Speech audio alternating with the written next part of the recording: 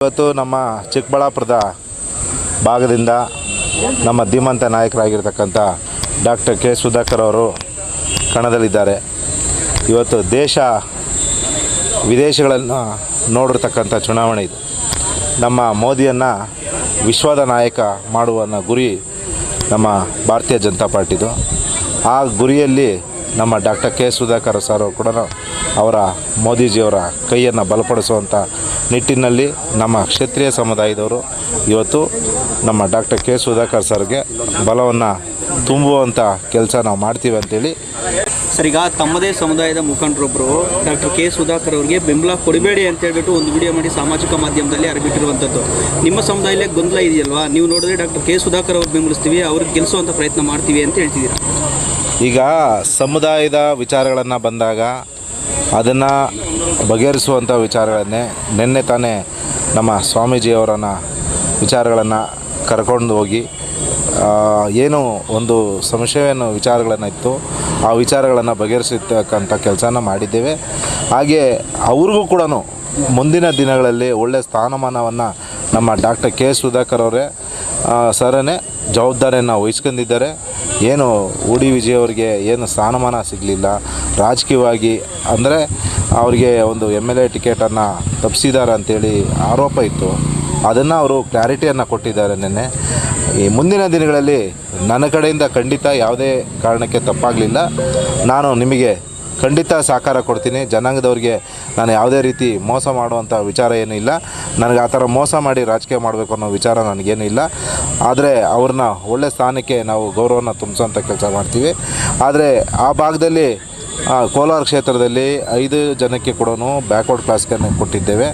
ಹಾಗೂ ಇನ್ನೂ ಬೇರೆ ಒಂದು 5 ಸೀಟ್ ಇರೋದ್ರಿಂದ ಅವ್ರಿಗೆ ಒಕ್ಕಲಿಗ ಜನಾಂಗದವ್ರಿಗೆ ಒಬ್ಬರನ್ನ ಕೊಡಬೇಕು ಅಂತ ರಾಜ್ಯದಲ್ಲಿ ಅದು ಅಂತಾರಾಷ್ಟ್ರದಲ್ಲಿ ತೀರ್ಮಾನ ಆಗಿರ್ತಕ್ಕಂಥ ವಿಚಾರ. ಹೈಕಮಾಂಡು ಅವರೇನು ನಮ್ಮ ಸಾಹೇಬ್ರೇನು ಹೈಕಮಾಂಡ್ ಇಲ್ಲ, ರಾಷ್ಟ್ರ ಮಟ್ಟದಲ್ಲಿ ಇದು ಒಂದು ಪಕ್ಷ ಇರೋದ್ರಿಂದ ಅವರು ನಿರ್ಧಾರ ಮಾಡಿದ್ದಾರೆ. ನಾನು ಯಾವುದೇ ಕಾರಣಕ್ಕೆ ನಿರ್ಧಾರವನ್ನು ಮಾಡಿಲ್ಲ.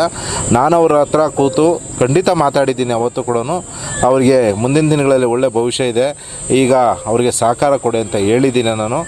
ಆದರೆ ಅವರಿಗೆ ಯಾವುದೇ ರೀತಿಯಲ್ಲಿ ನಾವು ಕೂಡ ಅನ್ಯಾಯ ಆಗೋಕ್ಕೆ ಬಿಡೋದಿಲ್ಲ. ಯಾಕಂತಂದರೆ ಜನಾಂಗ ಅಂತ ವಿಚಾರ ಅಂತ ಬಂದಾಗ ನಾಯಕರುಗಳಿಗೆ ಗೌರವ ಕೊಡುವಂಥ ಕೆಲಸ ನಾವು ಕೂಡ ಖಂಡಿತ ಮಾಡ್ತೀವಿ. ಅದನ್ನೇ ನಿನ್ನೆ ಗುರುಗಳ ನೇತೃತ್ವದಲ್ಲಿ ಅದನ್ನೇ ಸಂಧಾನ ವಿಚಾರಗಳನ್ನು ಮಾತಾಡಿ ಗುರುಗಳ ಹತ್ರ ನಾವು ಕರ್ಕೊಂಡೋಗಿ ಸಾಹೇಬ್ರನ್ನ ಮಾತಾಡತಕ್ಕಂಥ ವಿಚಾರ ಇಷ್ಟೇ ಬಿಟ್ಟರೆ ಬೇರೆ ಏನೂ ವಿಚಾರಗಳಿಲ್ಲ. ಮುಂದಿನ ದಿನಗಳಲ್ಲಿ ಅವರಿಗೆ ಏನು ಭಾರತೀಯ ಜನತಾ ಪಾರ್ಟಿಗೆ ಸೇರ್ಪಡೆ ವಿಚಾರಗಳನ್ನು ಆಗಲಿ ಈ ಸ್ಥಾನಮಾನಗಳಾಗಿರಲಿ ತಲುಪಿಸ್ತೀನಿ ಅಂತೇಳಿ ಮಾತು ಕೊಟ್ಟಿದ್ದಾರೆ. ಈಗ ಅರಸು ಜನಾಂಗ ಹಿಂದುಳಿದ ವರ್ಗ, ಹಾಗಾಗಿ ಯಾಕೆ ತಮ್ಮ ಸಮುದಾಯ BJPಯನ್ನು ಬೆಂಬಲಿಸ್ತಿದೆ ಅಂತ? ಈ ಲೋಕಸಭಾ ಕ್ಷೇತ್ರದಲ್ಲಿ ನಡೀತಿರೋಂಥ ಎಲೆಕ್ಷನ್ನಲ್ಲಿ ನಮ್ಮ ಅರಸು ಜನಾಂಗದಲ್ಲಿ ಮಹಾರಾಜರಿಗೆ ಯದುವೀರವ್ರಿಗೆ ಲೋಕಸಭಾ ಇದರಲ್ಲಿ ಟಿಕೆಟ್ ಕೊಟ್ಟೈತೆ, ಬೇರೆ ಯಾವ ಪಕ್ಷನೂ ಕೊಟ್ಟಿಲ್ಲ. ಆದ್ದರಿಂದ ನಮ್ಮ ಎಲ್ಲ ಕ್ಷತ್ರಿಯ OBCಗಳು ಸೇರಿ BJPಗೆ ಸಪೋರ್ಟ್ ಮಾಡ್ತಾಯಿದ್ದೀವಿ. BJP ಅಧಿಕಾರಕ್ಕೆ ಬಂದರೆ ತಮ್ಮ ಸಮುದಾಯಕ್ಕೆ ಯಾವ ರೀತಿ ನ್ಯಾಯ ದೊರಕಿಸ್ಕೊಡುವ ಒಂದು ಭರವಸೆ ಇದೆ ತಮಗೆ? ಆಲ್ರೆಡಿ ನ್ಯಾಯ ಕೊಟ್ಬಿಟ್ಟೈತೆ BJPಯಲ್ಲಿ. ರಾಜನಾಥ್ ಸಿಂಗ್ ಅವರು ಆಗ್ಬೋದು, ಅವರು ಕ್ಷತ್ರಿಯ ಸಮಾಜದವರು. ಯೋಗಿ ಆದಿತ್ಯನಾಥ್ ಅವರು CM ಆಗೋದು. ಪ್ರತಿಯೊಂದು ಕ್ಷೇತ್ರದಲ್ಲೂ ನಮ್ಮ ಕ್ಷತ್ರಿಯ ಸಮಾಜನ BJP ಗುರುತಿಸೈತೆ. ಸರ್, ಚಿಕ್ಕಬಳ್ಳಾಪುರದಲ್ಲಿ ಲೋಕಸಭಾ ಕ್ಷೇತ್ರದಲ್ಲಿ ನೀರಿನ ಸಮಸ್ಯೆ ತುಂಬ ಅಧಿಕವಾಗಿದೆ. ಒಂದು ವೇಳೆ ಭಾರತೀಯ ಜನತಾ ಪಕ್ಷ NDA ಅಭ್ಯರ್ಥಿನ ಇಲ್ಲಿ ಗೆಲ್ಲಿಸಿದ್ರೆ ಈ ಭಾಗದ ಜನಕ್ಕೆ ಶಾಶ್ವತವಾದ ಕುಡಿಯುವ ನೀರಿನ ಸೌಲಭ್ಯ ದೊರಕಿಸ್ಕೊಡ್ತಾರೆ ಅಂತ ಪ್ರಣಾಳಿಕೆಯಲ್ಲಿ ಘೋಷಿಸಿಲ್ಲ. ಅದ್ರ ಬಗ್ಗೆ ಏನು ಹೇಳ್ತೀರಾ? ಸುಧಾಕರ್ ಅವರು 2013ರಲ್ಲಿ ಎಲೆಕ್ಷನಲ್ಲಿ ಗೆದ್ದಿದ್ದ ತಕ್ಷಣವೇ MLA ಎಲೆಕ್ಷನಲ್ಲಿ ಅವ್ರು ಮಾಡಿದ್ದೇ ಈ ಕ್ಷೇತ್ರದಲ್ಲಿ ಕುಡಿಯೋ ನೀರಿನ ವ್ಯವಸ್ಥೆ. ಮೊದಲು ಈ ಚಿಕ್ಕಬಳ್ಳಾಪುರದಲ್ಲಿ ಟ್ಯಾಂಕರಲ್ಲಿ ನೀರು ಹೊಡೆದು ರಾಜಕೀಯ ಮಾಡ್ತಾಯಿದ್ರು. ಏನು ನಗರಸಭಾ ಸದಸ್ಯರಾಗ್ಬೋದು, ಗ್ರಾಮ ಪಂಚಾಯತಿ ಮೆಂಬರ್ಗಳಾಗ್ಬೋದು, ಪ್ರತಿಯೊಬ್ಬರು ನೀರಲ್ಲೇ ರಾಜಕೀಯ ಮಾಡಿ ಅಧಿಕಾರ ತೊಗೊತಾಯಿದ್ರು. ಇವತ್ತು ಆ ಸಮಸ್ಯೆ ಇಲ್ಲ.